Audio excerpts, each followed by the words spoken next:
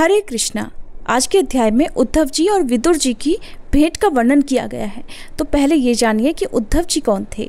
उद्धव जी भगवान श्री कृष्ण के चाचा देवभाग जी के पुत्र थे, जो कि आयु में भगवान कृष्ण से थोड़े ही बड़े थे और उनका असली नाम था बृहदबल। उनके पिता का नाम था उपंग। उद्धव जी साक्षात देवगुरु बृहस्पति जी के शिष्य थे।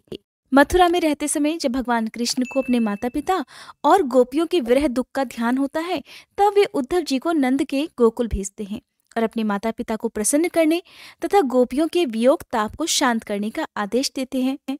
उद्धव जी भी बड़ी खुशी से कृष्ण जी का संदेश लेकर ब्रज जाते हैं और नंद आदि गोपों तथा गोपियों को भी प्रसन्न करते हैं। जिन लोगों ने भी महाभारत की कथाएं पढ़ी हैं या सुनी है, उन्होंने विदुर जी के बारे में भी जरूर पढ़ा होगा। विदुर जी कौरव और पांडवों के काका थे और धृतराष्ट्र, पांडु और भीष्म पितामह के भाई थे। लेकिन वो कोई साधारण भाई नहीं थे, बल्कि उनके बड़े भाई थे। और इस बात का पता भी शायद बहुत कम लोगों को होगा कि सबसे बड़े भाई होने के बावजूद भी उन्हें राजपद नहीं सौंपा गया, क्योंकि वो एक दासी के पुत्र थे। विदुर जी धर्म और नीति में विश्वास करते थे। इसी कारण उन्हें हस्तिनापुर का प्रधानमंत्री घोषित किया गया।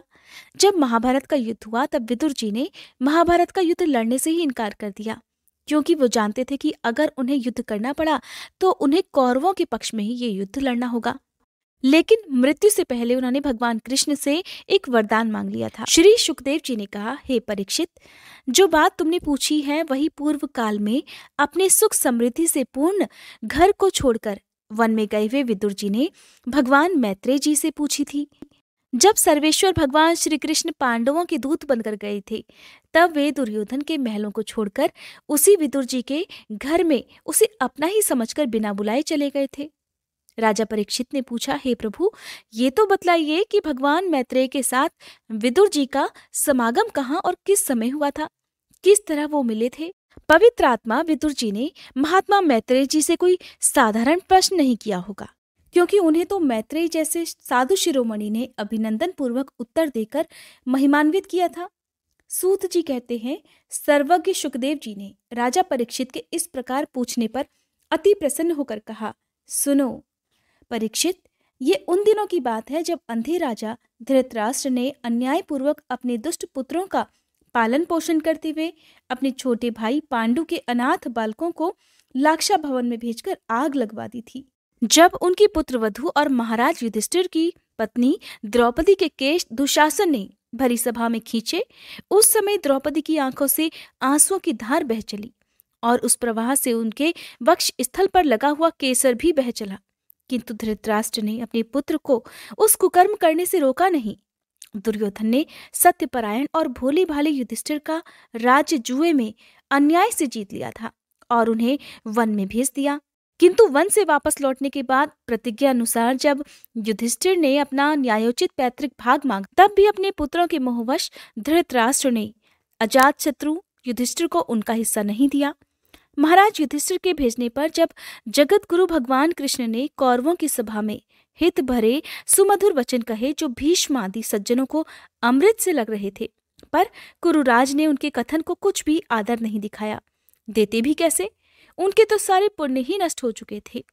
फिर जब सलाह के लिए विदुर जी को बुलाया गया, तब मंत्रियों में श्रेष्ठ विदुर जी ने राजभवन में जाकर बड़े भाई धृतराष्ट्र के पूछने पर उन्हें वो सम्मति दी जिसे नीति शास्त्र के जानने वाले पुरुष विदुर नीति के नाम से जानते हैं।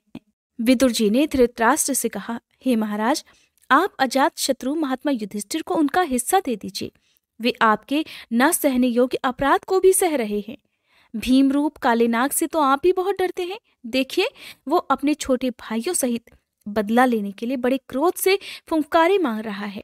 आपको पता नहीं महाराज, भगवान कृष्ण ने पांडवों को अपना लिया है।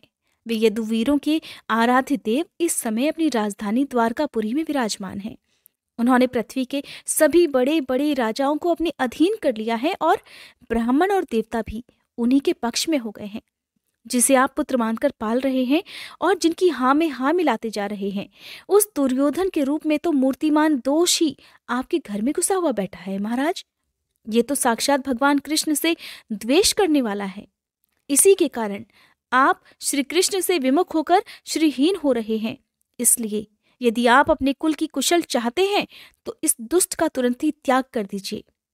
विदुर जी का ऐसा सुंदर स्वभाव था कि साधु जन भी उसे प्राप्त करने की इच्छा रखते थे, किंतु उनकी ये बात सुनते ही कर्ण, दुशासन और शकुनी सहित दुर्योधन के होठ अत्यंत क्रोध से फड़कने लगे और उसने उनका तिरस्कार करते हुए कहा कि अरे, इस कुटिल दासी पुत्र को यहाँ किसने बुलाया है? ये जिनके टुकड़े खा खा कर जीता है, उन्हीं के विपरीत होकर शत्रु का नाम बनाना चाहता है। इसके प्राण तो मत लो, परंतु इसे अब हमारे नगर से तुरंत बाहर निकाल दिया जाए।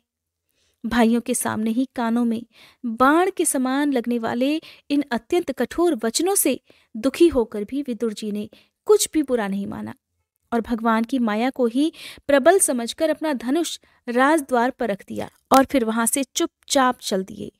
कौरवों को विदुर जैसे महात्मा बड़े पुण्य से प्राप्त हुए थे। वे हस्तिनापुर से चलकर पुण्य करने की इच्छा से भूमंडल में तीर्थपाद भगवान के क्षेत्रों में विचरने लगे, जहां पर श्रीहरि, ब्रह्मा, रुद्र, अनंत आदि अनेकों मूर्तियों के रूप में विराजमान हैं। जहां जहां भगवान की प्रतिमाओं से सुशोभित तीर्थ स्थान, नगर, पवित्र वन, पर्वत, निकुंज और निर्मल जल से भरे हुए नदी, सरोवर आदि थे, उन सभी स्थानों में वे अकेले ही घूमते रहे। एकदम साधारण वेशभूषा में वो पृथ्वी पर घूमते थे ताकि आत्मीजन उन्हें ना पहचान सकें। पवित्र और साधारण भोजन करते, शुद्ध वृत्ति से जीवन निर्वाह करते, प्रत्येक तीर्थ में स्नान करते, जमीन पर सोते और भगवान को प्रसन्न करने वाले व्रतों का पालन करते रहते थे। इस प्रकार भारतवर्ष में ही विचरण करते करते जब तक वे प्रभास क्षेत्र में पहुंचे, तब तक भगवान कृष्ण की सहायता से महाराज युधिष्ठिर पृथ्वी का एक छत्र अखंड राज्य करने लगे थे। वहां उन्होंने अपने कौरव बंधुओं के विनाश का समाचार सुना, जो आपस की कलह के कारण परस्पर लड़ भिड़कर उसी प्रकार नष्ट हो गए थे जैसे अपनी ही रगड़ से उत्पन्न हुई आग से बांसों का सारा जंगल जलकर खाक हो जाता है। जिसे सुनकर वे शोक करते हुए चुपचाप सरस्वती नदी के तट पर आ गए। वहां पर उन्होंने त्रित, उष्णा, मनु, पृथु, अग्नि, असित, वायु, सुदास, गौ, गुह और श्राद्धदेव के नामों से प्रसिद्ध 11 तीर्थों का सेवन किया। इनके सिवा पृथ्वी में ब्राह्मण और देवताओं के स्थापित किए हुए जो भगवान श्रीहरि के और भी अनेकों मंदिर थे, जिनके शिखरों पर भगवान के प्रधान आयुध चक्र के चिन्ह थे और जिनके दर्शन मात्र से ही श्री कृष्ण का स्मरण हो आता था, उनका भी सेवन किया, अर्थात उनके भी दर्शन किए। वहां से चलकर वे धनधान्य पूर्ण सौराष्ट्र, सौवीर, मत्स्य और कुरुंजांचल आदि देशों में होते हुए जब कुछ दिनों बाद यमुना नदी के तट पर पहुंचे, तो वहां उन्होंने परम भागवत उद्धव जी का दर्शन किया। वे भगवान श्री कृष्ण के प्रख्यात सेवक और अत्यंत शांत स्वभाव वाले थे। वे पहले बृहस्पति जी के शिष्य रह चुके थे। विदुर जी ने उन्हें देखकर प्रेम से उनका आलिंगन किया और उनसे अपने आराध्य भगवान कृष्ण और उनके आश्रित अपने स्वजनों का कुशल क्षेम भी पूछा। विदुर जी उद्धव जी से पूछने लगे कि हे उद्धव जी, पुराण पुरुष बलराम जी और श्री कृष्ण ने अपने ही नाभि कमल से उत्पन्न हुए ब्रह्मा जी की प्रार्थना से इस जगत में अवतार धारण किया है। वे पृथ्वी का भार उतारकर सबको आनंद देते हुए अब श्री वासुदेव जी के घर पर कुशल पूर्वक तो है ना?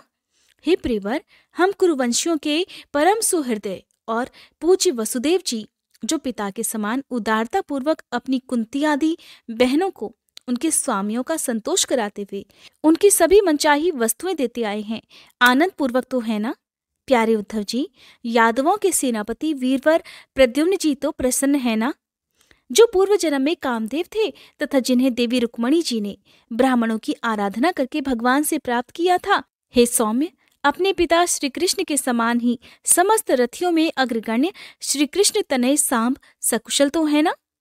ये पहले पार्वती जी के द्वारा गर्भ में धारण किए हुए स्वामी कार्तिक हैं। अनेकों व्रत करके जामवंती ने इनको जन्म दिया था, जिन्होंने अर्जुन से रहस्य युक्त धनुर्विद्या की शिक्षा प्राप्त की है। वे सात्यकी तो कुशल पूर्वक है। वे भगवान कृष्ण की सेवा से अनायास ही भगवत जनों की उस महान स्थिति पर पहुंच गए हैं, जो कि बड़े बड़े योगियों के लिए भी दुर्लभ हो जाता है। भगवान के शरणागत निर्मल भक्त बुद्धिमान अक्रूर जी भी प्रसन्न है ना, जो श्री कृष्ण के चरण चिन्हों से अंकित वज्र के मार्ग की रज में बड़े प्रेम से अधीर होकर लौटने लगे थे। महाराज युधिष्ठिर अपनी अर्जुन और श्री कृष्ण रूप दोनों भुजाओं की सहायता से धर्म मर्यादा का न्यायपूर्वक पालन करते हैं ना? मय दानव की बनाई हुई सभा में इनके राज्य वैभव और दबदबे को देखकर दुर्योधन को बड़ा डाह हुआ था। अपराधियों के प्रति अत्यंत उग्र भीमसेन ने सर्प के समान दीर्घकालीन क्रोध को छोड़ दिया है क्या? जब वे गदा युद्ध में तरह तरह के पैंतरे बदलते थे, तब उनके पैरों की धमक से धरती डोलने लगती थी। जिनके बाणों के जाल से छुपकर किरात वेशधारी, अतएव किसी की पहचान में न आने वाले भगवान शंकर प्रसन्न हो गए थे। वे रथी और युद्धपतियों का सुयश बढ़ाने वाले गांडीवधारी अर्जुन तो प्रसन्न है ना? अब तो उनके सभी शत्रु शांत हो चुके होंगे। पलक जिस प्रकार नेत्रों की रक्षा करते हैं, उसी प्रकार कुंती के पुत्र युधिष्ठिर आदि जिनकी सर्वदा संभाल रखते हैं, और कुंती ने ही जिनका पालन पोषण किया है, वे माद्री के यमज पुत्र नकुल सहदेव कुशल से तो है ना? उन्होंने युद्ध में शत्रु से अपना राज्य उसी प्रकार छीन लिया था जैसे दो गरुड़ इंद्र के मुख से अमृत निकाल लाए हों। अहो, बेचारी कुंती तो राजश्रेष्ठ पांडु के वियोग में मृत प्राय सी होकर भी इन बालकों के लिए ही प्राण धारण किए हुए है। रथियों में श्रेष्ठ महाराज पांडु ऐसे अनुपम वीर थे कि उन्होंने केवल एक धनुष लेकर ही अकेले चारों दिशाओं को जीत लिया था। हे सौम्य स्वभाव उद्धव जी, मुझे तो अधःपतन की ओर जाने वाले उन धृतराष्ट्र के लिए बार बार शोक होता है, जिन्होंने पांडवों के रूप में अपने परलोकवासी भाई पांडु से ही द्रोह किया और अपने पुत्रों की ही हाँ में हाँ मिलाकर अपने हित चिंतक मुझको भी नगरी से निकलवा दिया। किंतु भाई, मुझे इसका भी कुछ खेद अथवा आश्चर्य नहीं होता। हे उद्धव जी, भगवान कृष्ण तो जन्म और कर्म से रहित हैं, फिर भी दुष्टों का नाश करने के लिए और लोगों को अपनी ओर आकर्षित करने के लिए उनके दिव्य जन्म कर्म हुआ करते हैं। नहीं तो भगवान की तो बात ही क्या। दूसरे जो लोग गुणों से पार हो गए हैं, उनमें भी ऐसा कौन है जो इस कर्माधीन देह के बंधन में बढ़ना चाहेगा? अतः हे मित्र, जिन्होंने अजन्मा होकर भी अपनी शरण में आए हुए समस्त लोकपाल और आज्ञाकारी भक्तों का प्रेय करने के लिए यदुकुल में जन्म लिया है, उन पवित्र कीर्ति श्री हरि की बातें भी सुनाओ। श्री सुखदेव जी कहते हैं, जब विदुर जी ने परम भक्त उद्धव जी से इस प्रकार उनके प्रेतम श्री कृष्ण से संबंध रखने वाली बातें पूछी, तब उन्हें अपने स्वामी का ध्यान हो आया और वे हृदय भर आने के कारण कुछ क्षण कुछ भी उत्तर न दे पाए। जब उद्धव जी 5 वर्ष के थे, तब बालकों की तरह ही खेल खेल में वे श्री कृष्ण की मूर्ति बनाकर उसकी सेवा पूजा में ऐसे मगन हो जाते थे कि कलेवे के लिए उनकी माता के बुलाने पर भी वे उस मूर्ति को छोड़कर ही नहीं जाना चाहते थे। अब तो दीर्घ काल से उन्हीं की सेवा में रहते रहते ये बूढ़े हो चले थे। तब विदुर जी के पूछने पर उन्हें अपने प्यारे प्रभु के चरण कमलों का ध्यान हो आया। उनका मन विरह से व्याकुल हो गया। फिर वे भला उत्तर कैसे दे सकते थे? उद्धव जी श्री कृष्ण के चरणाविंद मकरंद सुधा से सराबोर होकर 2 घड़ी तक कुछ भी नहीं बोल सके। तीव्र भक्ति योग से उसमें डूबकर वे आनंद मगन हो गए। उनके सारे शरीर में रोमांच हो आया और मुंदे हुए नेत्रों से प्रेम के आंसुओं की धारा बहने लगी। उद्धव जी को इस प्रकार प्रेम प्रवाह में डूबे हुए देखकर विदुर जी ने उन्हें कृतकृत्य माना। कुछ समय बाद जब उद्धव जी भगवान के प्रेम धाम से उतरकर पुनः धीरे धीरे संसार में आए, तब अपने नेत्रों को पोंछकर भगवान का स्मरण हो आने से विस्मित होकर विदुर जी से इस प्रकार कहने लगे। उद्धव जी कहते हैं, हे विदुर जी, श्री कृष्ण रूप सूर्य के छिप जाने से हमारे घरों को काल रूप अजगर ने खा डाला है। वे श्रीहीन हो गए हैं। अब मैं उनकी क्या कुशल सुनाऊं? ओह, ये मनुष्य लोक बड़ा ही अभागा है। इसमें भी यादव तो नितांत भाग्यहीन ही हैं, जिन्होंने निरंतर श्री कृष्ण के साथ रहते हुए भी उन्हें नहीं पहचाना। जिस तरह अमृतमय चंद्रमा के समुद्र में रहते समय मछलियां उन्हें नहीं पहचान सकी थीं, यादव लोग मन के भाव को ताड़ने वाले बड़े समझदार और भगवान के साथ एक ही स्थान में रहकर क्रीड़ा करने वाले थे, तो भी उन सब ने समस्त विश्व के आश्रय सर्वांतर्यामी श्री कृष्ण को एक श्रेष्ठ यादव ही समझा। किंतु भगवान की माया से मोहित इन यादवों और इनसे व्यर्थ का वैर ठानने वाले शिशुपाल आदि के अवहेलना और निंदा सूचक वाक्यों से भगवत प्राण महानुभावों की बुद्धि भ्रम में नहीं पड़ती थी। उन्होंने कभी तप नहीं किया, उन लोगों को भी इतने दिनों तक दर्शन देकर अब उनकी दर्शन लालसा को तृप्त किए बिना ही वे भगवान श्री कृष्ण अपने त्रिभुवन मोहन श्री विग्रह को छिपाकर अंतर ध्यान हो गए हैं और इस प्रकार उन्होंने मानो उनके नेत्रों को ही छीन लिया हो। भगवान ने अपनी योग माया का प्रभाव दिखाने के लिए मानव लीलाओं के योग्य जो दिव्य श्री विग्रह प्रकट किया था वो इतना सुंदर था कि उसे देखकर सारा जगत तो मोहित हो ही जाता था, वे स्वयं भी विस्मित हो जाते थे। सौभाग्य और सुंदरता की पराकाष्ठा थी उस रूप में।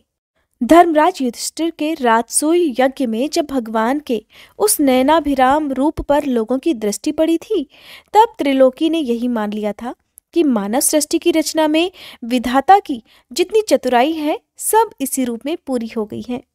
उनके प्रेमपूर्ण हास्य विनोद और लीला में चितवन से सम्मानित होने पर ब्रजबालाओं की आंखें भी उन्हीं की ओर उठ जाती थी और उनका चित्त भी ऐसा तल्लीन हो जाता था कि वे घर के काम धंधों को बीच में ही अधूरा छोड़कर जड़ पुतलियों की तरह ही खड़ी रह जाती थी।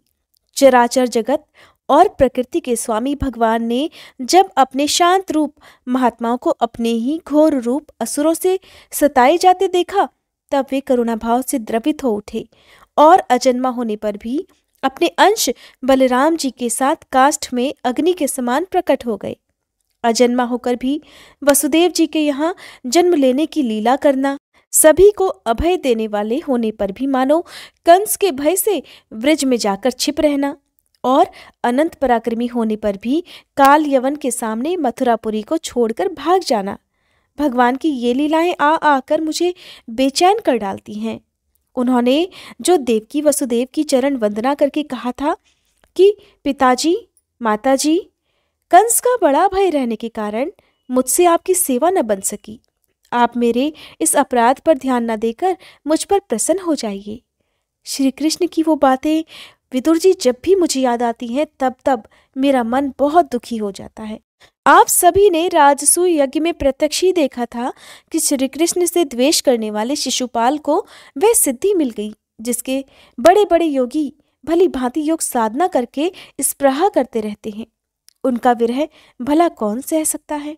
हे विदुर जी, शिशुपाल के ही समान महाभारत युद्ध में जिन दूसरे योद्धाओं ने अपनी आंखों से भगवान कृष्ण के नयनाभिराम मुख कमल का मकरंद पान करते हुए अर्जुन के बाणों से बिंधकर प्राण त्याग किया था, वे पवित्र होकर सब के सब भगवान के परम धाम को प्राप्त हो गए। स्वयं भगवान कृष्ण तीनों लोकों के अधीश्वर हैं, उनके समान भी कोई नहीं है, उनसे बढ़कर तो भला कौन होगा।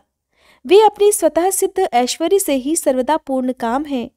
इंद्र आदि असंख्य लोकपालगण नाना प्रकार की भेंटें ला लाकर अपने अपने मुकुटों के अग्रभाग से उनके चरण रखने की चौकी को प्रणाम किया करते हैं।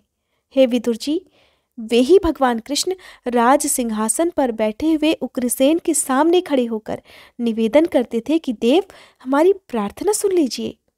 उनके इस सेवा भाव की याद आते ही हम जैसे सेवकों का मन अत्यंत व्यथित हो जाता है।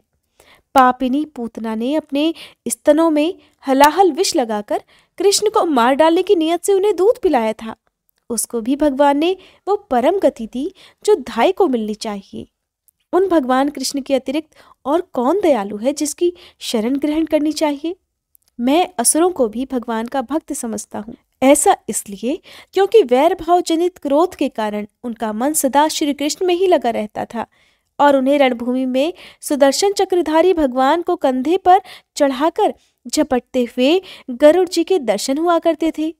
ब्रह्मा जी की प्रार्थना से पृथ्वी का भार उतारकर उसे सुखी करने के लिए कंस के कारागार में वसुदेव देवकी के यहाँ भगवान ने अवतार लिया था।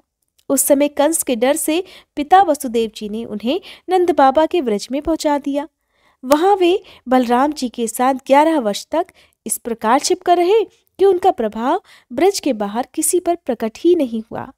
यमुना के उपवन में जिसके हरे भरे वृक्षों पर कलरव करते हुए पक्षियों के झुंड रहते हैं, भगवान कृष्ण ने बछड़ों को चराते हुए ग्वाल बालों की मंडली के साथ विहार किया था। वे ब्रजवासियों की दृष्टि आकृष्ट करने के लिए अनेकों बाल लीलाएं उन्हें दिखाया करते थे। कभी कभी रोने से लगते, कभी हंसने और कभी सिंह शावक के समान मुग्ध दृष्टि से देखा करते थे। फिर कुछ बड़े होने पर वे सफेद बैल और रंग बिरंगी शोभा की मूर्ति गौओं को चराते हुए अपने साथी गोपों को बांसुरी बजा बजा कर रिझाने लगते। इसी समय जब कंस ने उन्हें मारने के लिए बहुत से मायावी और मनमाना रूप धारण करने वाले राक्षस भेजे, तब उनको खेल ही खेल में कृष्ण जी ने मार डाला, जैसे बालक खिलौनों को तोड़ फोड़ डालता है।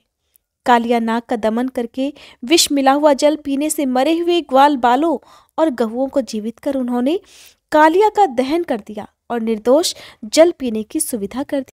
भगवान कृष्ण ने तो बढ़े हुए धन का सद्व्यय कराने की इच्छा से श्रेष्ठ ब्राह्मणों के द्वारा नंद बाबा से गोवर्धन पूजा रूप गोया की करवाया। हे भद्र, इससे अपना मान भंग होने के कारण जब इंद्रदेव ने क्रोधित होकर ब्रज का विनाश करने के लिए मूसलाधार जल बरसाना प्रारंभ कर दिया, तब भगवान ने करुणावश खेल ही खेल में एक छतरी के समान गोवर्धन पर्वत को उठा लिया। तब अत्यंत घबराए हुए ब्रजवासियों की और उनके पशुओं की रक्षा की थी। संध्या के समय जब सारे वृंदावन में शरद के चंद्रमा की चांदनी छिटक जाती, तब श्री कृष्ण उसका सम्मान करते हुए मधुर गान करने लगते और गोपियों के मंडल की शोभा बढ़ाते हुए उनके साथ रास विहार किया करते।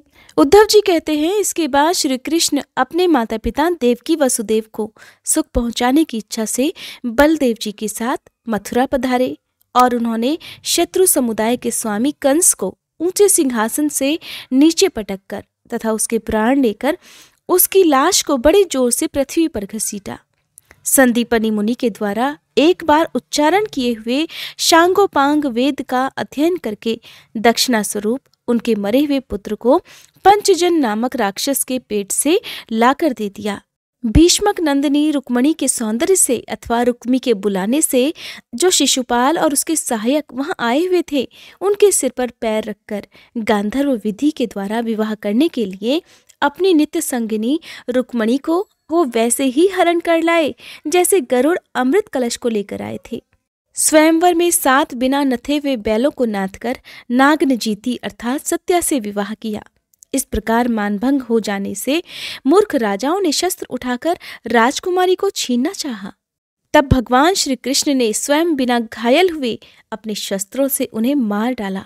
भगवान विषयी पुरुषों की सी लीला करते हुए अपनी प्राणप्रिया सत्यभामा को प्रसन्न करने की इच्छा से उनके लिए स्वर्ग से कल्पवृक्ष तक उखाड़ लाए। उस समय इंद्रदेव ने क्रोध से अंधे होकर अपने सैनिकों सहित उन पर आक्रमण कर दिया, क्योंकि वह निश्चय ही अपनी स्त्रियों का क्रीड़ामृग बना हुआ है।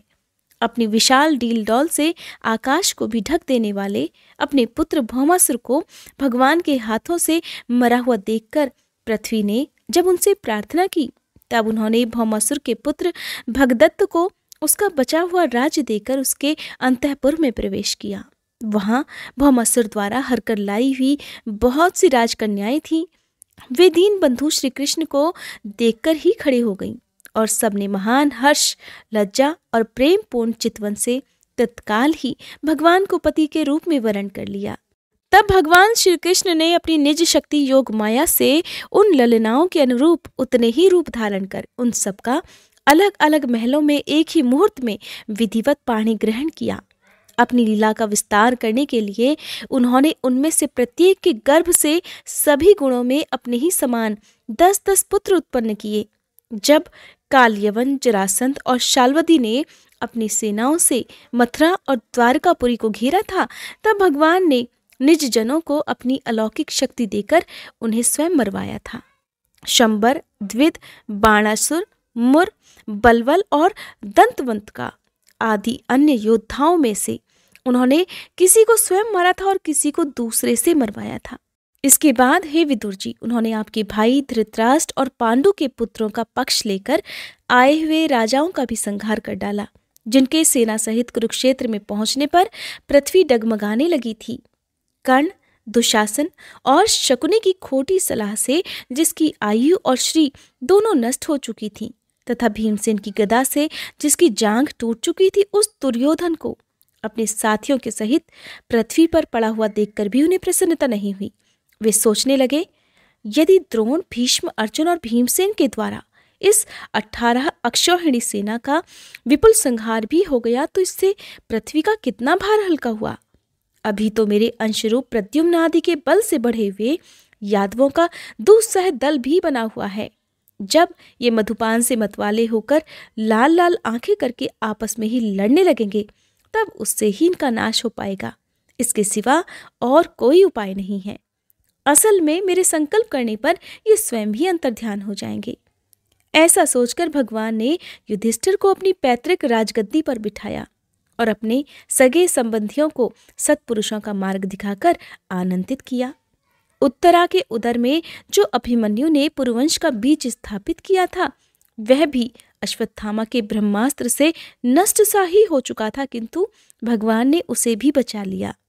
उन्होंने धर्मराज युधिष्ठिर से 3 अश्वमेध यज्ञ करवाए थे और वे भी श्री कृष्ण के अनुगामी होकर अपने छोटे भाइयों की सहायता से पृथ्वी की रक्षा करते हुए बड़े आनंद से रहने लगे।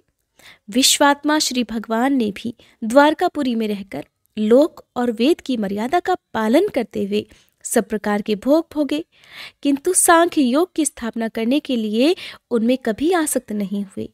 मधुर मुस्कान, स्नेहमयी चितवन, सुधामयी वाणी, निर्मल चरित्र और समस्त शोभा और सुंदरता के निवास अपने श्री विग्रह से लोक परलोक और विशेषतया यादवों को आनंदित किया तथा रात्रि में अपने प्रियाओं के साथ क्षणिक अनुराग युक्त होकर समयोचित विहार भी किया। इस प्रकार उन्हें भी सुख दिया। इस तरह बहुत वर्षों तक विहार करते करते उन्हें गृहस्थ आश्रम संबंधी भोग सामग्रियों से वैराग्य हो गया। ये भोग सामग्रियां ईश्वर के अधीन हैं और जीव भी उन्हीं के अधीन है। जब योगेश्वर भगवान श्री कृष्ण को उनसे ही वैराग्य हो गया, तब भक्ति योग के द्वारा उनका अनुगमन करने वाला भक्त तो उन पर विश्वास भी कैसे करेगा। एक बार द्वारकापुरी में खेलते हुए यदुवंशी और भोजवंशी बालकों ने खेल ही खेल में कुछ मुनीश्वरों को चिढ़ा दिया। तब यादव कुल का नाश ही भगवान को अभीष्ट है, ऐसा समझकर उन ऋषियों ने बालकों को ही श्राप दे डाला। इसके कुछ ही महीने बाद भावीवश वृक्षणी, भोज और अंधक वंशी यादव बड़े हर्ष से रथों पर चढ़कर प्रभास क्षेत्र को गए। वहीं स्नान करके उन्होंने उस तीर्थ के जल से पितर, देवता और ऋषियों का तर्पण किया तथा ब्राह्मणों को श्रेष्ठ गायें दान में दी। उन्होंने सोना, चांदी, शैया, वस्त्र, मृगचर्म, कंबल, पालकी, रथ, हाथी, कन्याएं और ऐसी भूमि जिससे जीविका चल सके, और इन सब के साथ साथ नाना प्रकार के सरस अन्न भी भगवत दर्पण करके ब्राह्मणों को दे दिए। इसके पश्चात गाय और ब्राह्मणों के लिए ही प्राण धारण करने वाले उन वीरों ने पृथ्वी पर सिर टेककर उन्हें प्रणाम किया